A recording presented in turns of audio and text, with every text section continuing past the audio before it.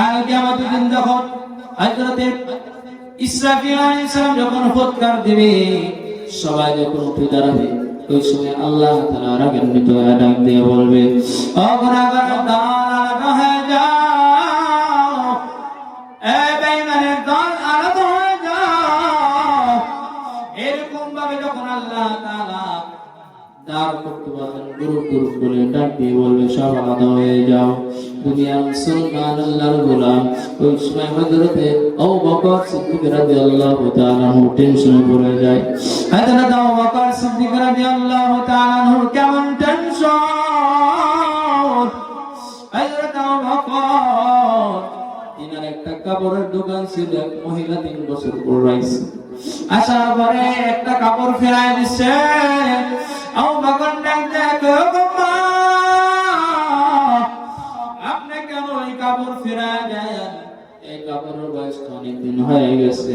ওই সময় মহিলাকে ডাক দেয়া মানে, ওগো আবু বকর, আমি তোমার থেকে এই কাপড়টা নিয়েছিলাম ঠিকই, কিন্তু আমি 3 বছর পর্যন্ত আমার সংসারের কারণে, অনেক কাজ থাকার কারণে আমি আপনার দোকানে আসতে পারি নাই। দুনিয়ার মুসলমান আল্লাহর গোলাম বলে, তাইলে তুমি ফিরায় কেন দাও? বলে, এই কাপড় আমার পছন্দ হয় না। এরপরে যখন রাত্রবেলা নামাজে দাঁড়াই, সূরা ইয়াসিন থেকে যখন হযরত আবু বকর পড়া শুরু করে, বারবার হযরত আবু বকর ফিকা হয়ে যায়। যখন বলে, আমতাজু ইয়াউমা আইয়ুহাল মুজরিমুন, এরকম ভাবে যখন পড়ে আর নামাজের ভিতরে শুধু ফিকা হয়ে যায়, ওই সময় নবী ডাক দেন, আবু বকর, তুমি কেন কান্না করো বলো? ওই সময় বকর ডাক দিয়ে কয়, কাল কিয়ামতের দিন যখন আমাকে ডাকা হবে, বলো বকর, তোর জন্য আমি সূর্যের আলো দিয়েছি, তোর জন্য আমি বাতাস দিয়েছি, পানি দিয়েছি, বলবে কি করেছিস আমার জন্য? এরপর নবী ডাক দিয়ে কয়, বকর, তোমার কি দোকানে কাপড় বিক্রি হয় নাই, এই জন্য তুমি কান্না করো? বকর ডাক দেয়া কয়, আমার দুনিয়ার সমস্ত কাপড় যদি বিক্রি না হয়, আমি কোনোদিন কান্না করবো না। কারণ হলো, আমি বকর,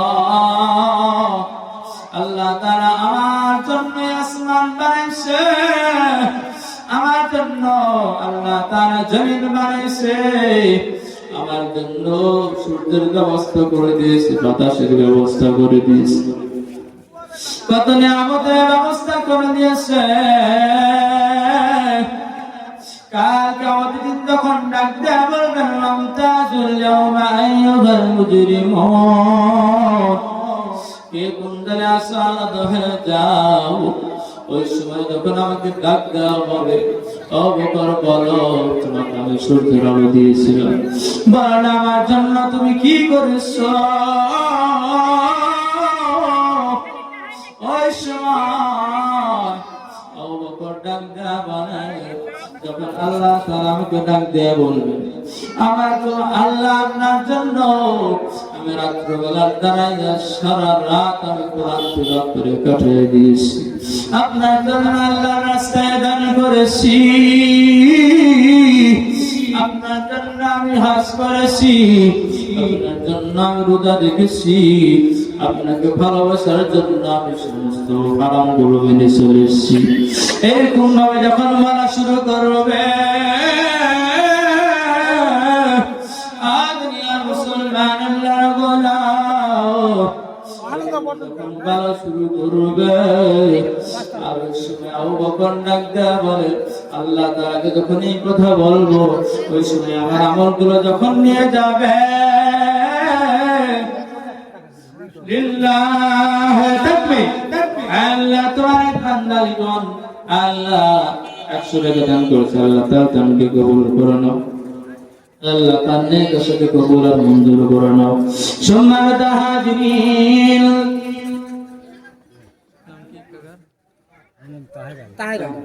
লিল্লাহ তাকবীর, মুহাম্মদ তাইজালি, আল্লাহ 500 টাকা দান করেছে, আল্লাহ তার দানকে কবুল করে নাও। আল্লাহ তার নেক আশাকে কবুল আর মঞ্জুর করে নাও। দুনিয়ার মুসলমান আল্লাহর গোলাম এবার যখন বকর ডাক দেওয়ালে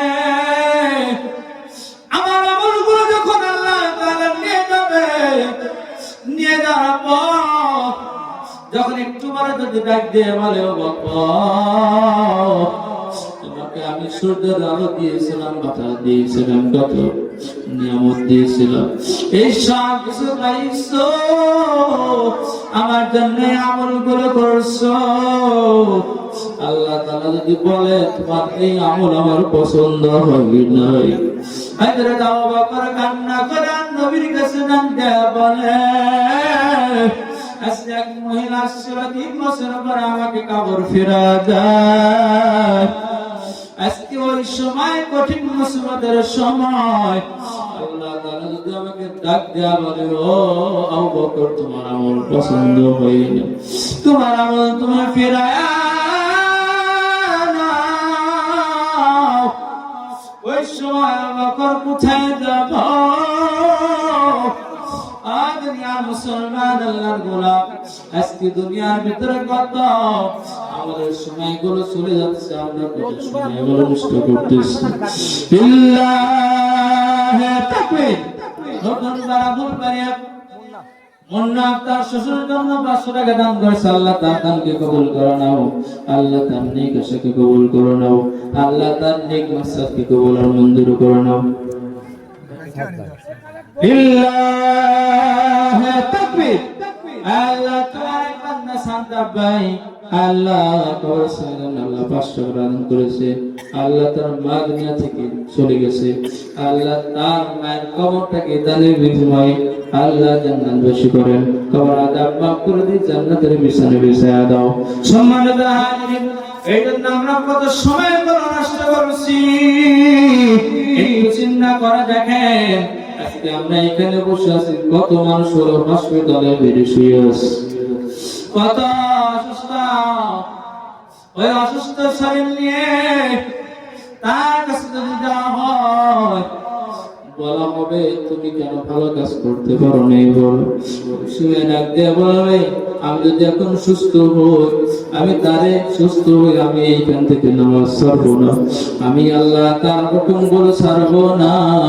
অতএব আমাদের চোখ ভালো, আমাদের পা ভালো, হাত ভালো, কিন্তু আজকে আমরা ভালো কাজে অগ্রসর হতে পারি না। ও বান্দা একটু চিন্তা করে দেখো,